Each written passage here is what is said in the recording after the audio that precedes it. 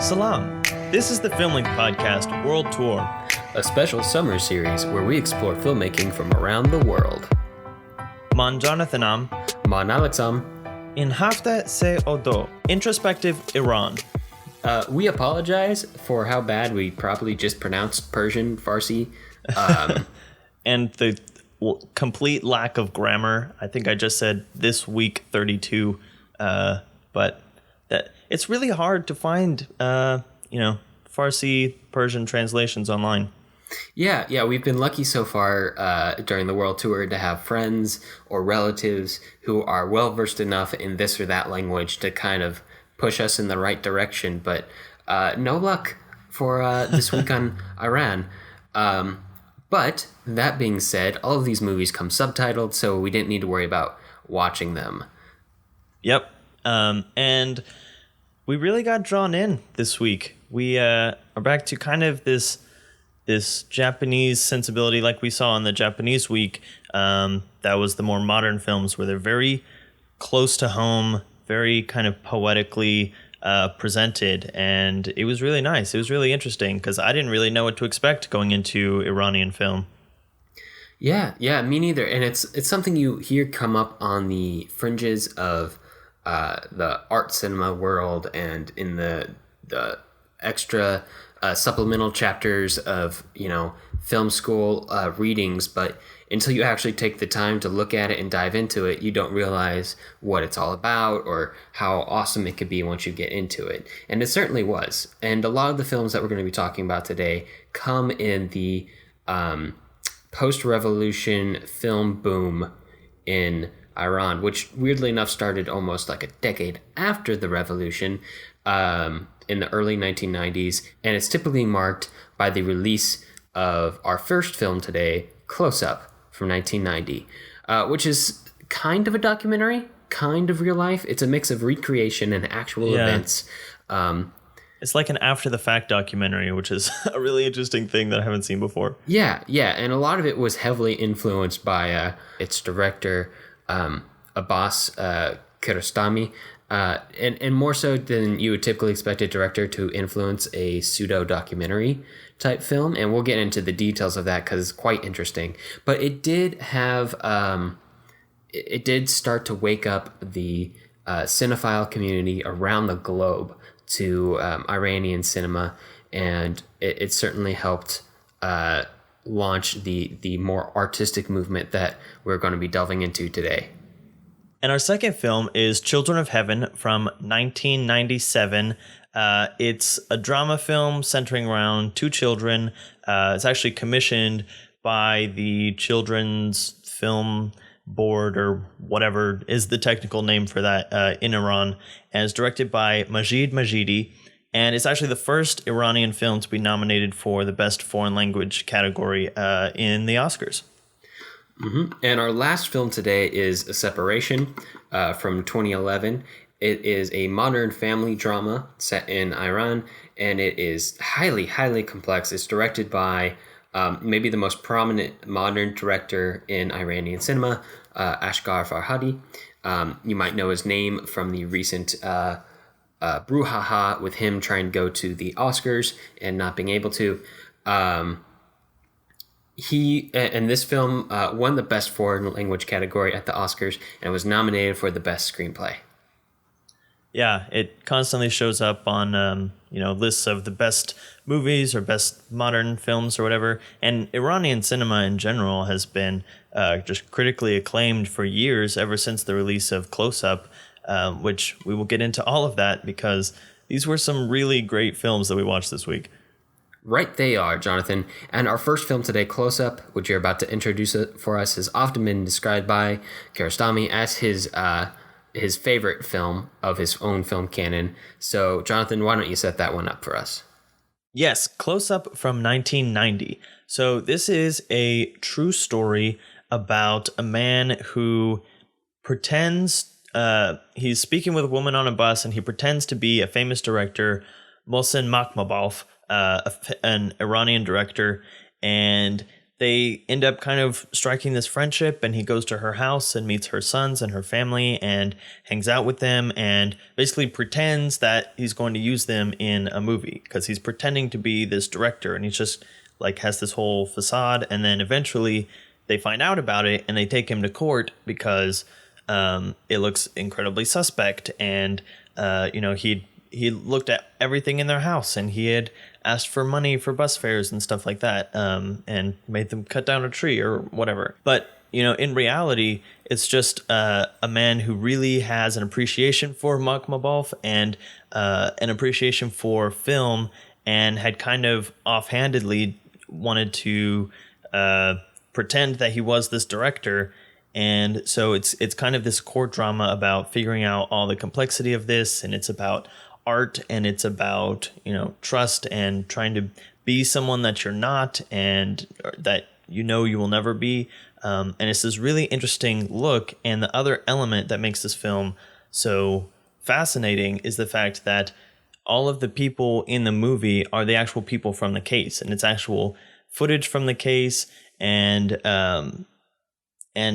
certain things are reconstructed and recreated and stuff. So it's this interesting blend, like we talked about at the beginning, of documentary and narrative, and also how the involvement of Kiarostami in making this film while the court case was still going on kind of influenced the actual proceedings and how everything turned out. So it's a really fascinating film, just in front of and behind the camera. Yeah, and actually the making of the film is almost as interesting as the film itself. And there seems to be a bit of a Rashomon effect, if you will, on how the idea of the film came into being. So the only thing we know for sure was that an article about this case by the reporter who we see in the early parts of the film, the early recreated parts of the film, was posted in a magazine, published in a magazine, and it was found by either Makhmalbaf, and the actual Makhmalbaf, not the impersonator, or Kiarostami, one of the two. And eventually, and at some point, they met about it, and they decided to make a film about it. But as to who actually had the original idea, that depends on who you're asking. Kiarostami says he has the original idea, and then he called Makhmalbaf into his office to discuss making a movie, and Makhmalbaf says he had the original idea, and he went to talk to Kiarostami about it, and then they went to talk to the family in the case about it, and Kiarostami kind of just commandeered the whole project until it was just his project, and Makhmalbaf was just kind of camoing in it, as well as providing like a central role as a MacGuffin in the actual story. So, depending on whose word you take as truth, different people came up with the idea of the movie. But one thing remains true, and that is that Kiarostami had a very big influence over the making of it. And not just the making of it, but the actual case itself. You can kind of see it happen in the courtroom scene in the film where he is behind the camera. You never actually see Kiarostami, but he is definitely influencing what's going on screen.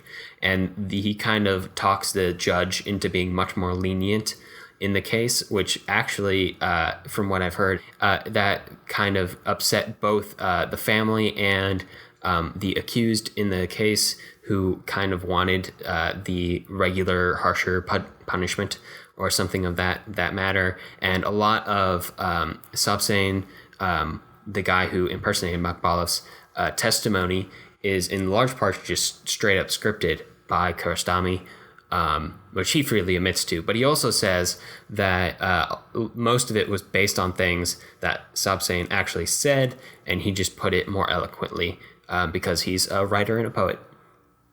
Yeah, so I mean, we can clearly see a lot of layers going into this, and where does the documentary end or the narrative end? But I mean, what we get out of it, just if you just kind of watch it at face value, it's still very beautiful and it's very interesting.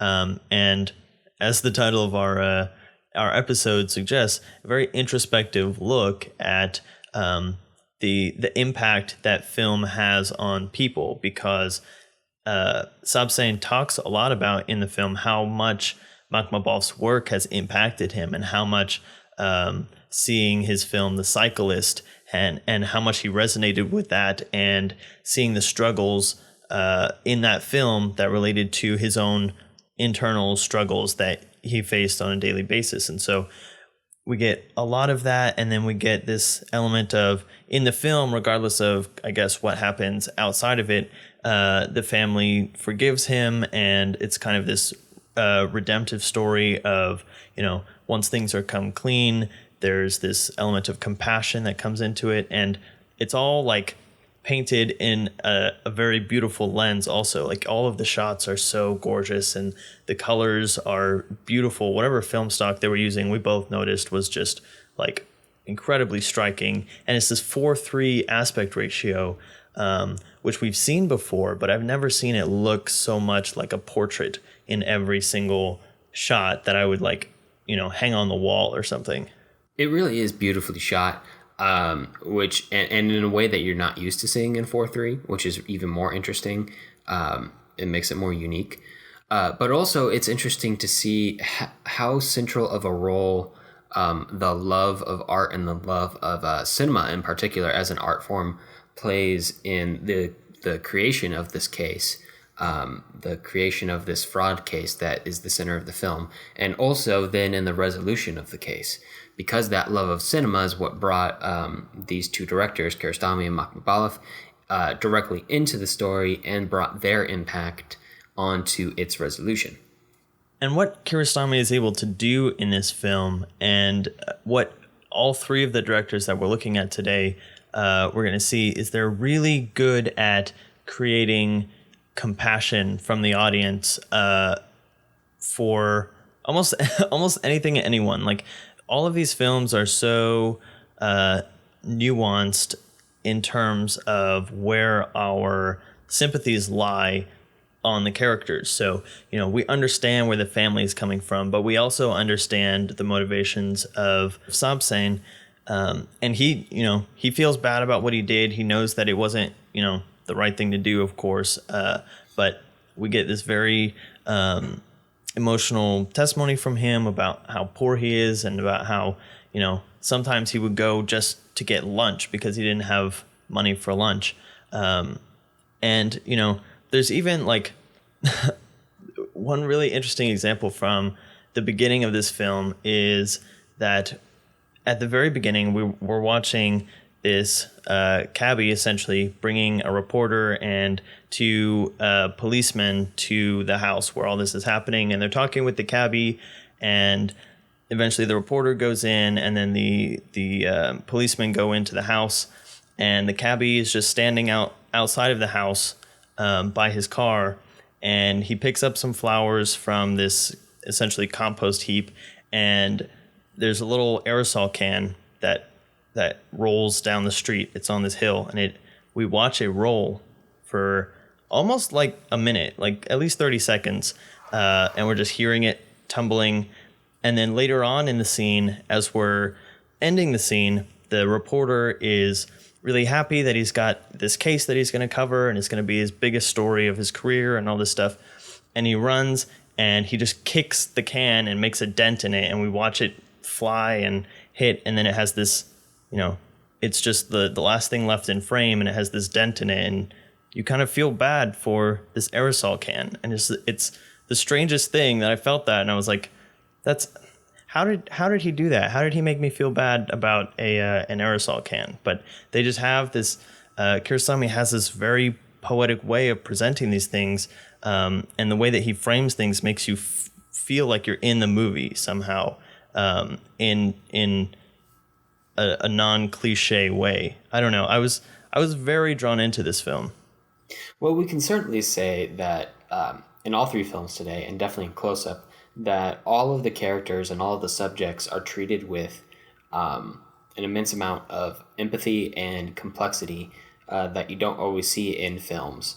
To the point where I would almost say that there aren't really any.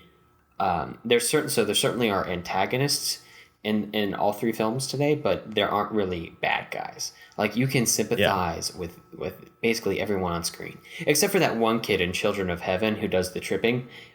He can go die in a fire. But other than that, everybody else is a very sympathetic, very real, very human character, and they don't feel. It's a certain kind of human realistic view of the world that you see in all three films today, and certainly in Close Up. And it's definitely a good introduction to that kind of cinema, and Iranian cinema in particular, where you get to be so basically intimately imposed on these characters' lives, and you get to see how complex they are as real people.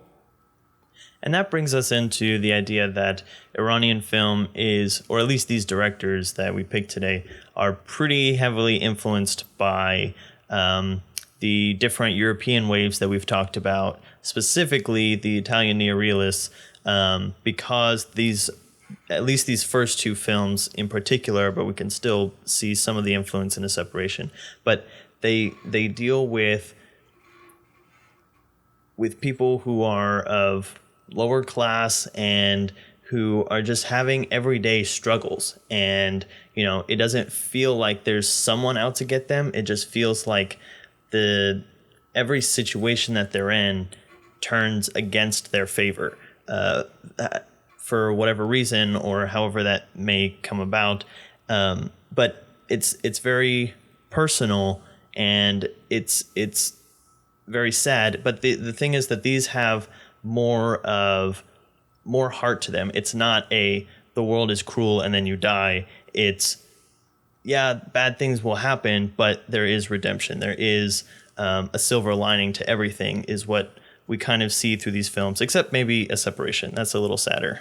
But it still has that complexity and that multidimensionality, if that's a word. Right. No, I think it's fair enough. And, Shakespeare made up words, so can we? Question mark? Is that how it works? No, it's not how it works. We just don't know how to speak English. Gosh, wow. We can speak Farsi, we can't speak English, we can barely speak Italian or French. It's just a hot mess over here on the film links. But yeah, it really is an interesting kind of like quiet, small, and I mean small in that sense we talked about a few weeks ago, where the small film just means the scope of the film is that we're focusing on a very small conflict, kind of an isolated conflict. It's not that the world is ending or being invaded by robots or something like that. It's just this little small thing. And in Close Up, we're talking about this small misunderstanding between people that has gotten them all really upset, and it has drawn the attention of major filmmakers in the culture to it. So all these things that we've been talking about, the smallness of the story and the compassion with which the film is presented and that it evokes in the audience, is maybe even more true for our next film, Children of Heaven. So Alex, let us know what Children of Heaven is about.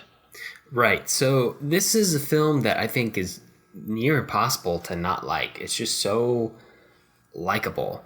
And a lot of that has to do with the fact that it centers around two kids, two totally adorable children, a brother and a sister in a very poor working class family in what I believe is Tehran, but don't hold me to that. I think all three of our films take place in Tehran today, but they definitely live in a very old part of town. They don't live in a huge house. They're very, they're very tight on money. And we start the film with the brother with his sister's shoes off to get them repaired. And he gets them repaired, but soon afterwards in his trips to do errands, he loses them, and they're picked up by a blind trash pigger accidentally. There was nothing bad or mean about it. He just accidentally took the bag with the shoes in it. And so the rest of the film is spent with these two little kids, the brother and the sister, trying to work around the fact that the sister no longer has any shoes. Like, how is she supposed to get to school? Do they tell their parents, which they try not to, and I think they succeed in the end. I don't even think that's a spoiler, but so it's very much the struggle of these two, like 6, 7, 8-year-old children, to try to overcome this challenge in their own at little lives, and by little I mean like there's just not that much to them yet. They've only been at it for like 6 or 7 years, so these little problems, these small problems like losing shoes become huge, because it's not just about have you lost your sister's shoes, it's having failed in a responsibility entrusted to him, and the problems of getting in trouble at school and feeling like you failed a family member, and something like that. And it ends up just being incredibly endearing and incredibly sympathetic to these children. And again, it's not robots invading the Earth, but it is incredibly heartfelt and incredibly important in its own way. Yeah, I think Roger Ebert actually called this a perfect children's film, and he said, in light of that, there's something that everyone can get out of it, and we're seeing the way that children overcome conflict, and these children who love each other, they may mess up, they may disappoint each other, but they never get mad at each other, and that is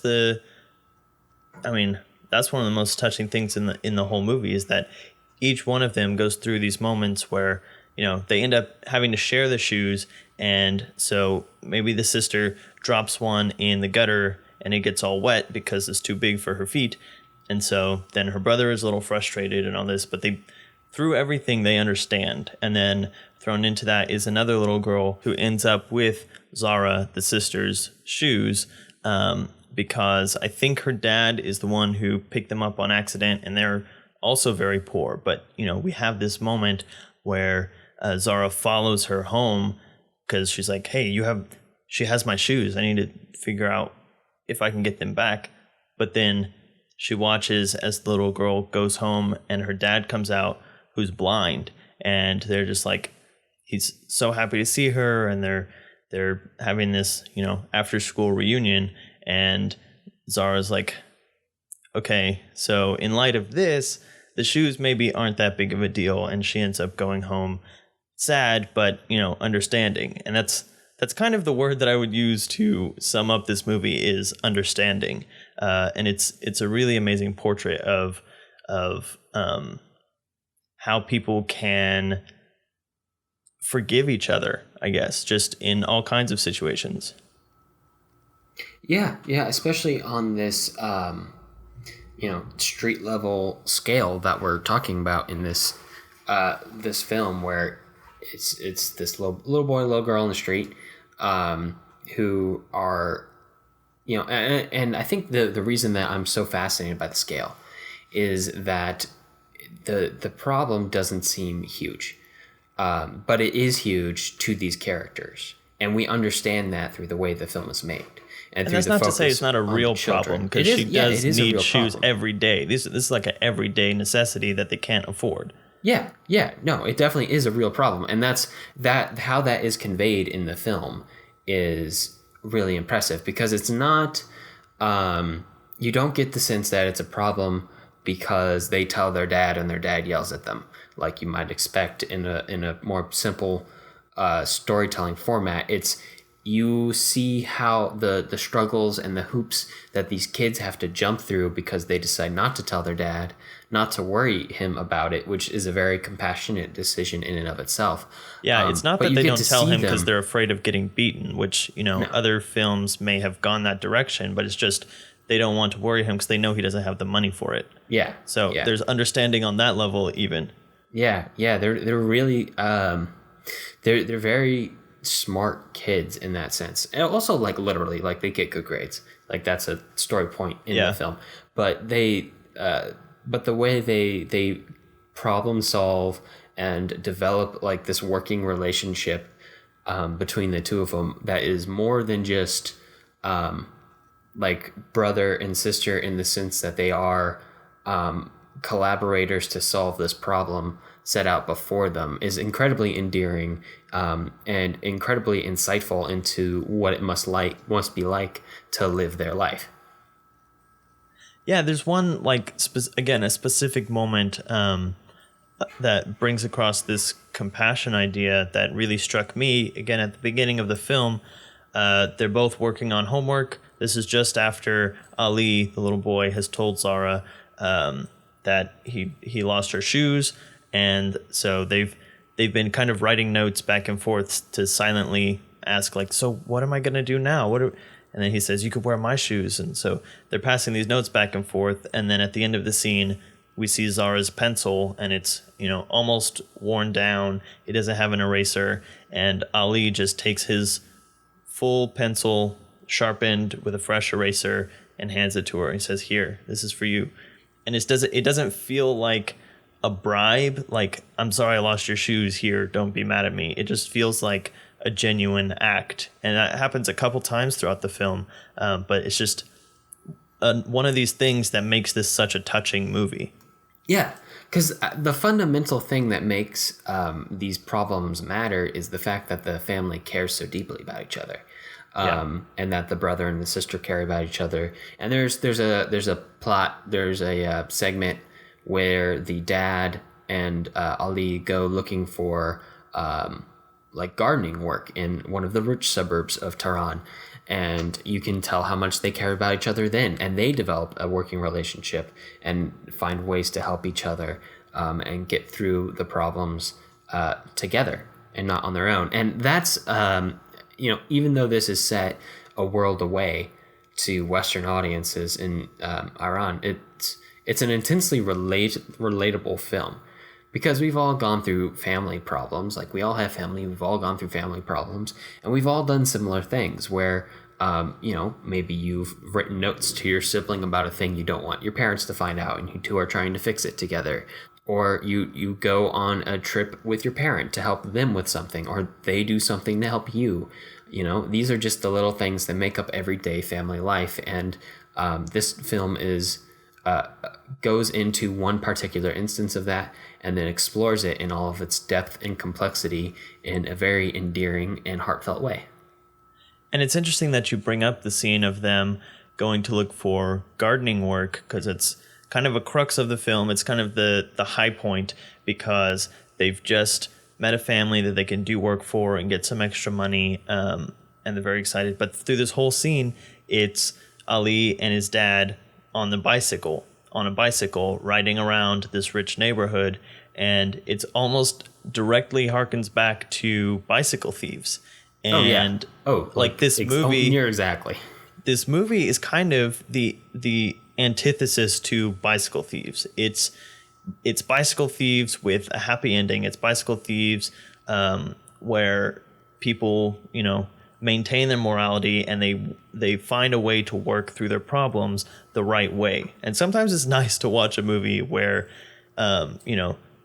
everyone is on good terms with each other. There is conflict. You can't have a film without conflict, but it's not between the people. And we get to watch the people overcome these conflicts together. And that is just the kinds of movies that we need sometimes, to rally us together and, show us the reasons that is important, that looking out for each other is so important.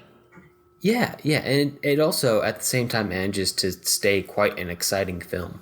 Like, you're shocked how much, I personally was shocked how much I cared about the shoes by like 10, 15 minutes into the film. I was like, I really care about these shoes, man. Or one of the things, the climax of the film itself is a race that Ali runs in an attempt to win shoes for his sister. And it's he has to get third place. Yeah, he has to get third place to get the shoes. So he's very interested in getting third. The people from his school want him to get first.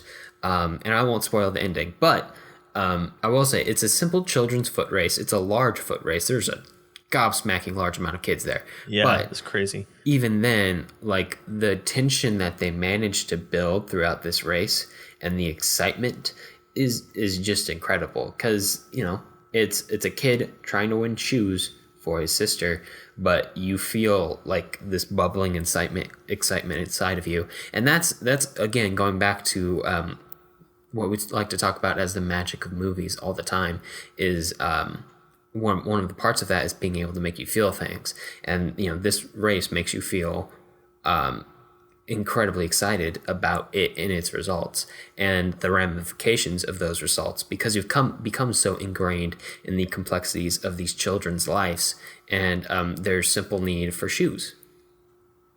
Yeah, and like we're kind of setting up this movie as like, okay, it's about a pair of shoes that they don't have or whatever, but things happened in this movie. There's a lot of these beats where we learn something new. Like I said, we learn that, oh, this girl has the shoes, but then, oh, she can't have them. But then, there are all these things that revolve around the shoes and, whether or not the children have the shoes or will be able to get the shoes. It keeps the movie driving forwards, and it doesn't sag. It's I don't know. It's kind of amazing because it's so simple. It's so simple, but brilliant. To quote a Bill Murray quote. Something else we should talk about in this film is just the sheer tonality of it. And that might have been something that has come across from the way we've talked about it, but it certainly is evident throughout the film how almost just peaceful it is throughout the course of the film. And again, like we've told you before, there's conflict to it, but there's this kind of like everyday routine peacefulness that permeates throughout the film as the characters go about what they're doing. And occasionally there's a pause for the brother and the sister just to basically enjoy time together and look at the fish that are in the pond in their family courtyard. Or just there's this really beautiful scene where the two of them just play with bubbles in the courtyard near the fish. And it's absolutely just peaceful and gorgeous cinematography. And it's what I would define as enjoying the good times with your family. Like, despite all the hardships and the troubles, the good times still happen, and you should enjoy them when they come. And, all this goes into this idea that even though it's a film specifically made for children, it's still a great reminder for adults, too, that sometimes you really do need to stop and smell the roses and just take the time when things are okay to enjoy the moment, enjoy the people that you love, enjoy just the little things in life. So for maybe our most complex film of this week, let's look at 2011's A Separation. And Jonathan, do you want to set that one up for this? Yeah, I'll give an overview. This is A Separation from 2011 by Asghar Farhadi again. But to really get into it, we would end up doing what we did for Pride and Prejudice, and it would just get way too much of a complicated mess. But essentially, we start with one conflict, which is a husband and wife living in Iran, again, probably Tehran, and the wife wants to leave the country because of all the political turmoil, but the husband wants to stay and take care of his elderly father who has Alzheimer's and can't look after himself, obviously. So in this, they end up separating, and the husband hires a housekeeper to keep the house and look after the grandfather, because the couple has a daughter, look after the grandfather during the days whenever the husband is off at work. And eventually the husband suspects the housekeeper of stealing money and kind of roughhouses her out of his apartment, and that ends up her baby. She has a miscarriage, and the whole film is about whether or not him kind of pushing her out of his apartment is what caused the miscarriage or not. And there's a lot of things that go into that, because there's the the housekeeper's religion, her Islamic faith, which kind of has already caused a conflict with her having to undress and take care of the father, and there's obviously the relationship between the husband and wife and their daughter, what that means for their daughter who is in her teens. So there's a lot of, and it all culminates at the end, and there's a lot of moving parts, but that's about as neatly as I can sum it up without spoiling anything. Yeah, everyone is, like we've been talking about today, everyone in this film is a very complex character, and they're in a very complex situation. And it's all set against this backdrop of, living in a religiously fundamentalist state that, nobody in the film seems to have a problem with it, and doesn't feel like the film is like complaining about that at all. But it does introduce another level of complexity into how do you deal with all these issues. Like how do you reconcile with a woman working at a house where a man is separated. So like that creates some issues. Or like in the intro, and she doesn't tell her husband about that. Yeah, she doesn't tell her husband. Once things start coming to light, there are a lot of kind of information reveals that make it increasingly complicated as the story goes on, because we're learning things. The way that the information is revealed to the audience is pretty brilliant, because the way I was thinking, it's almost a noir film in the way that the plot develops, because you're just constantly getting blindsided by information. It just doesn't have all the other like really dark and gritty elements of noir, but that story development element was kind of like that, because it's kind of a mystery film. Yeah, for lack of a better word. Yeah, and I feel like in that way, it's almost mimicking real life in the fact that things can seem really obvious to you until you learn something else about a person, and then suddenly everything changes and becomes more complex. And nobody's just one piece of information changes everything. Right, exactly. And even I think this got missed in your setup just because there's so much in the setup. But when the housekeeper is fired, part of it is that our main character, the husband of the family, thinks she stole money, but also part of it is that she disappeared from the house for a while, and to essentially take care of the father with Alzheimer's, she tied him up to the bed and left him there, and he's fallen off the bed. His oxygen mask has come off, and his and he's like he almost died essentially.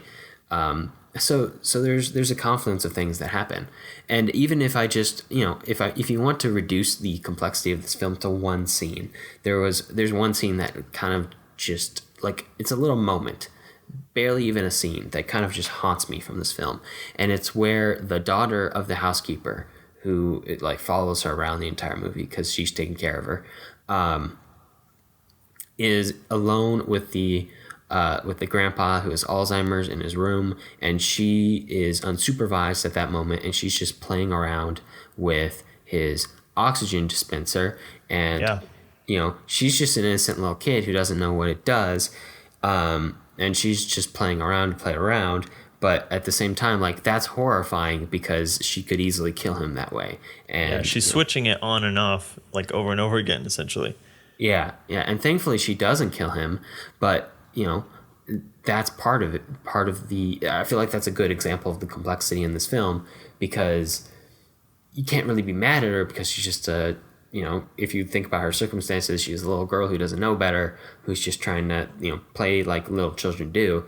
But also at the same time, she did something that was scarily, horrifyingly near awful.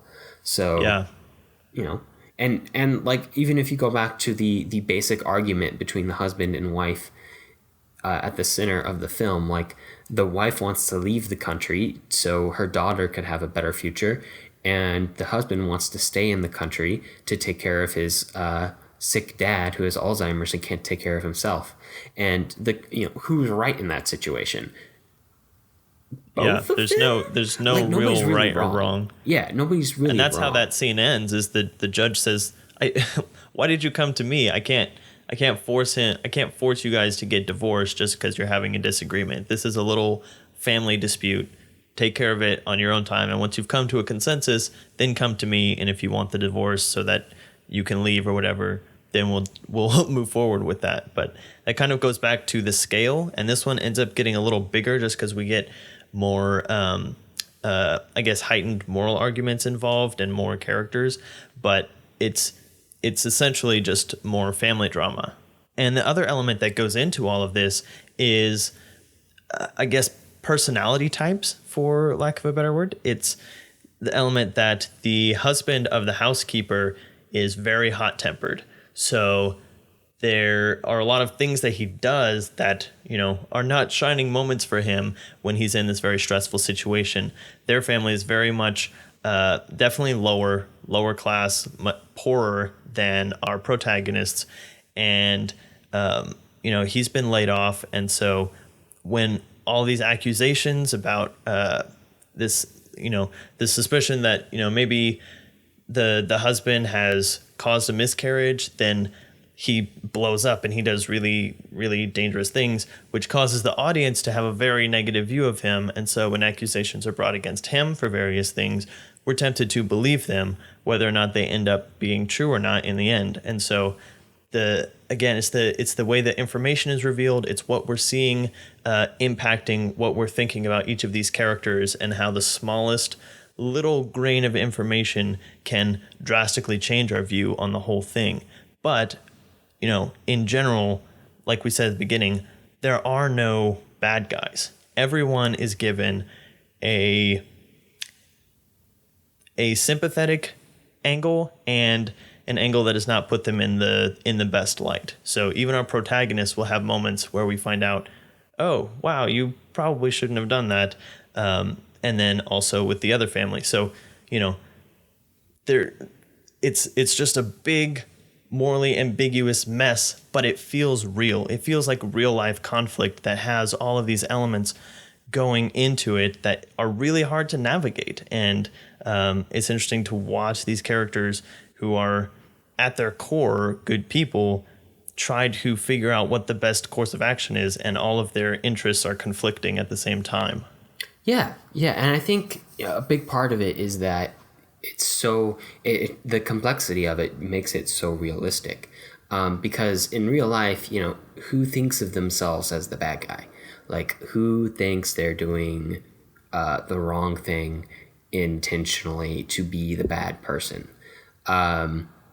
Most people think they're on the right side of things, and that this is... Or they're just trying to do what's best for their family from their point of view. Yeah, and this is the world we're diving into in A Separation, is that, like I said before, we have antagonists, certainly, but antagonist isn't synonymous with evil.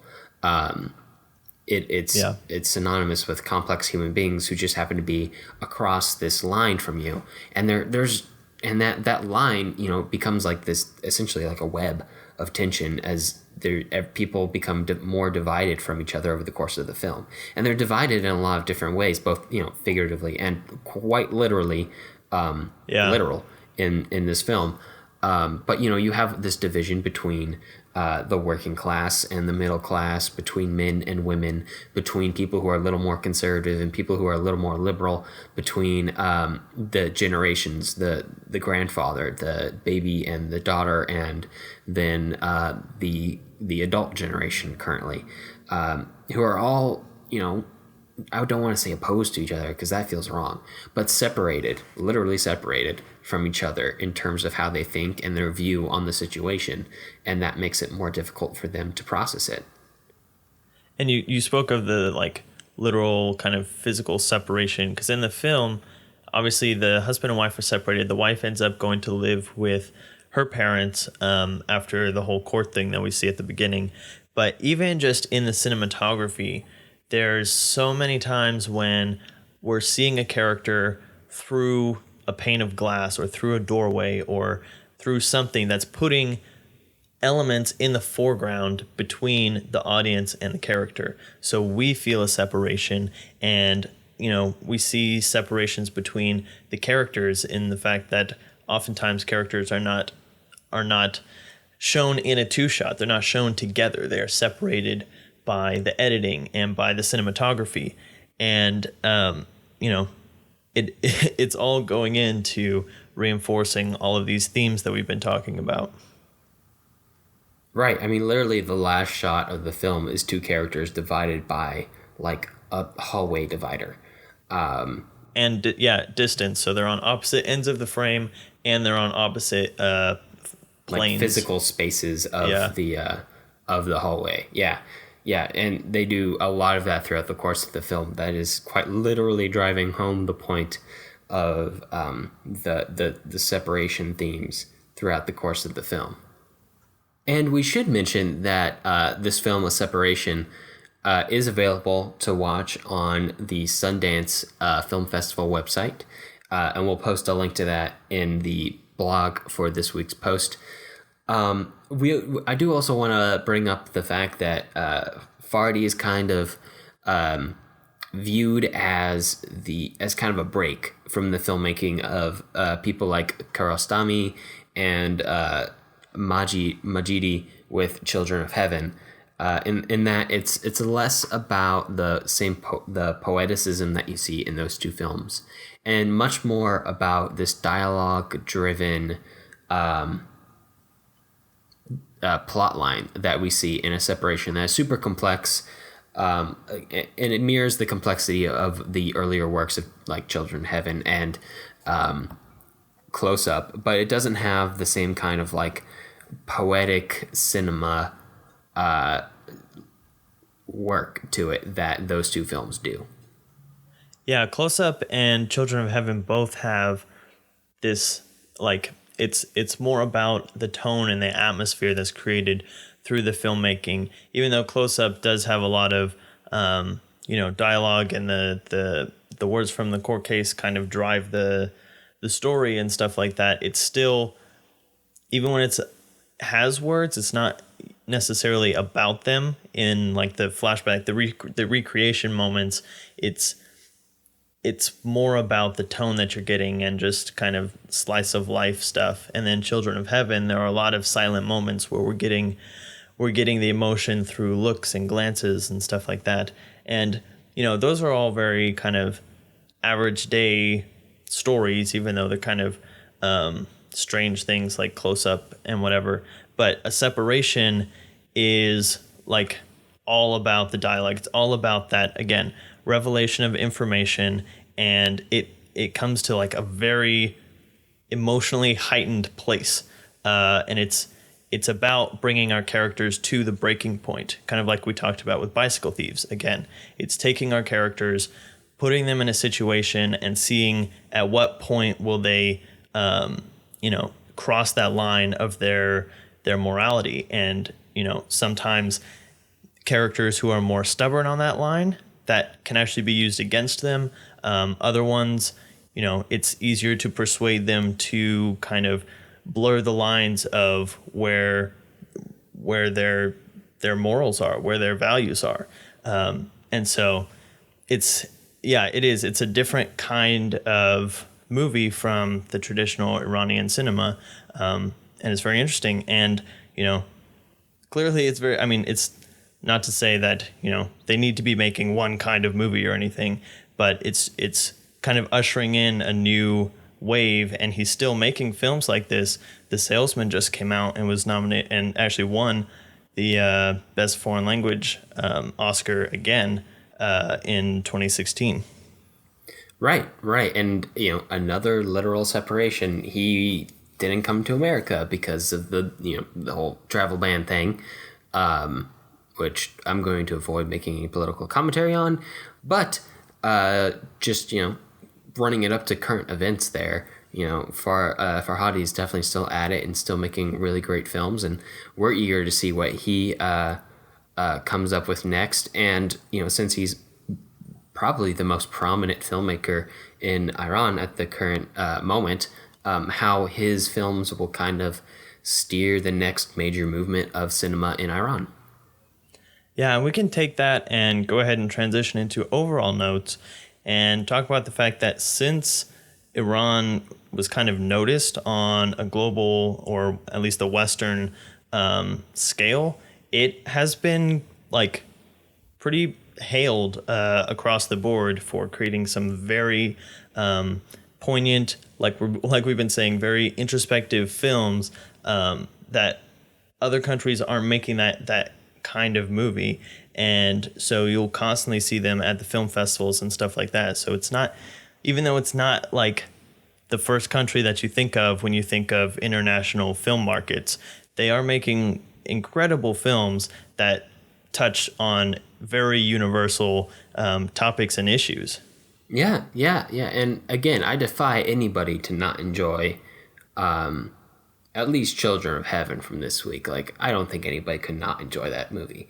It's so enjoyable. So even just going beyond like the cinephile crowd, people who just love the artistic side of movies, like these are highly entertaining movies and very fun and very interesting to watch. And if you're looking for drama, like if you enjoy drama on screen, oh my gosh, Farhadi had you covered. Like more drama than you could hope to find in any single movie. And then you've got all the artsy people covered with Close Up, because it's a very interesting look into art and being on the fringes of art and being impacted by art. So really what we're saying is Iran has movies for everybody. Yeah. And if you're into the kind of cultural tourism through media that we've been indulging in over the course of the world tour, then it's definitely should be one of your stops that you make an effort to go see.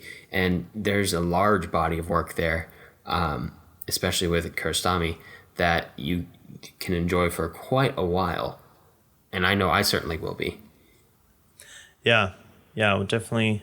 And I want to find films by Makhmalbaf and some of these other filmmakers and stuff, because, they hyped it up so much in Close Up. But unfortunately, some of these films are really difficult to find in the U.S. online or for rent or whatever. But maybe someday I'll find some offhand showing at a Alamo Draft House or something.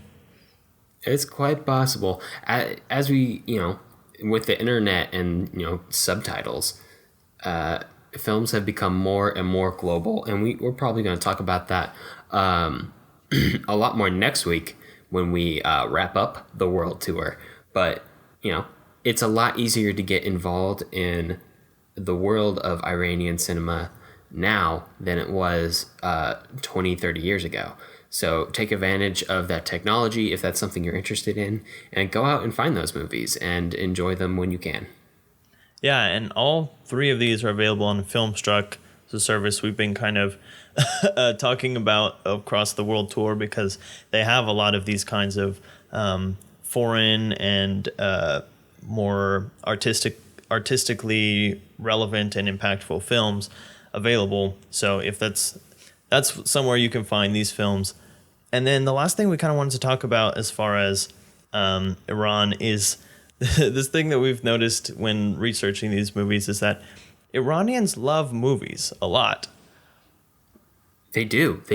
That's something that came up in like all of the background making of videos we found, all of the articles that we found.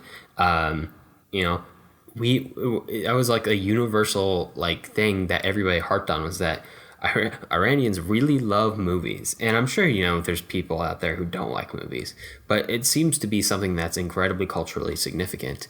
And while filmmakers like Kiarostami certainly enjoyed a lot more fame abroad than he did in his own country, a la Kurosawa, filmmakers like Farhadi do enjoy a lot of fame both at home and abroad. And it's one thing that I found interesting, especially with Close Up, because, Close Up is about the love of movies. But it's interesting that it kind of revolves around this Iranian director whom I have never heard of. And I'm not saying that I'm the most well-versed in Iranian cinema or world cinema, but, they definitely have their own, like, pocket of cinema and of famous directors and stuff like that, that they could pull from. It's not he wasn't pretending to be a French director or someone from this isn't pulling from all these other influences that we've been looking at this week, where we see all of these European films that have influenced the whole world, but here Iran has its own little bubble that it can pull from itself. It's not a scarce market. Yeah, it is its own world of cinema, and I'd say that's pretty true of like all of the cinemas we've talked about so far on the World Tour series. And it's got its own traits, it's got its own history, and it's got its own heroes, its own directors who have become near household names, as we noticed, which was key to the plot of Close Up. Like nobody showed up. Which was a real event, so this isn't like made up. Yeah. Nobody showed up at that family's door and was like, "I'm Spielberg." Like, right? No. They were an Iranian director.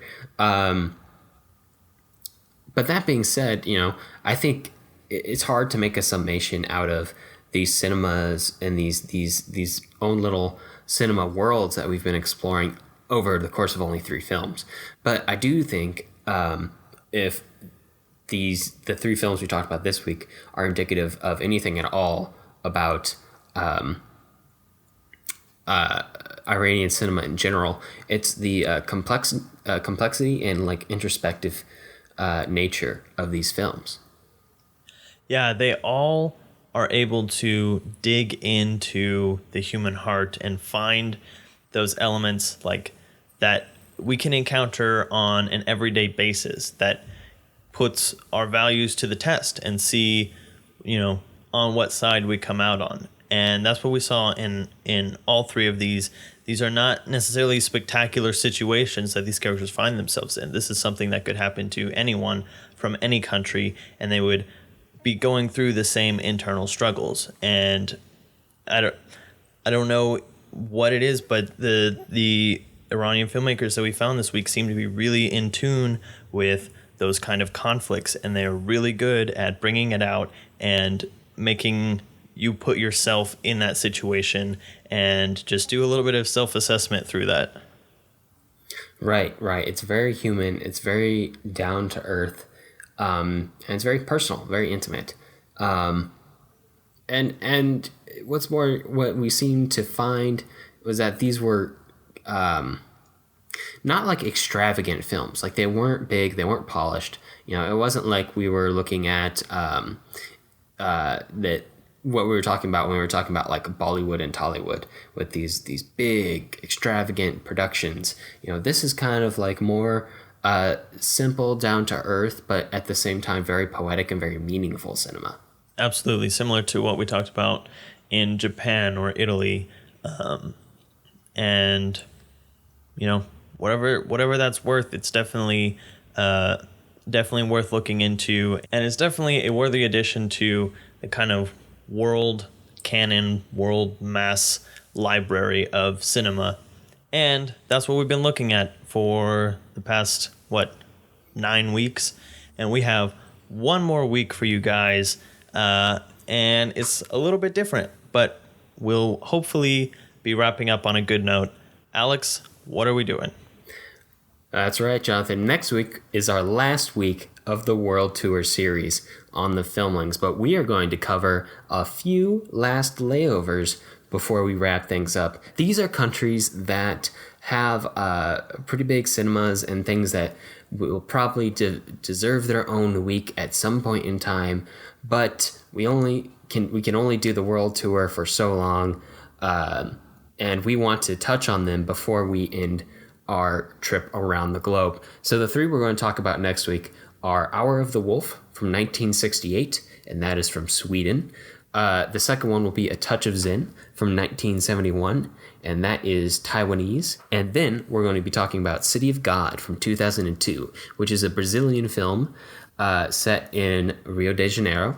So it will be a very multicultural week. It'll be a great week for looking back at the world tour overall. And most importantly, it'll be another week with 3 great films to talk about. Yep. The idea being there's a lot more than we can cover. So you guys just need to go out and look, and don't be afraid of foreign film. Yeah. But we will hopefully drive that point home next week. Yeah. The world tour list is in no way definitive, but hopefully it's a really solid introduction for you to world cinema, as it has been for us. So Yeah. with that, that's about all the time we have in Iran for now. If you have movie suggestions for us or just want to reach out, I can be found on Twitter at @JSSatchel. And I'm at Alex Geringer. And to find links to things that we talked about today, you can view them on the blog at thefilmlings.com. If you like the show, let us know. Leave us a review on iTunes so other people will know what we're all about. We definitely appreciate it. Talk to you next week. All right, I will see you later.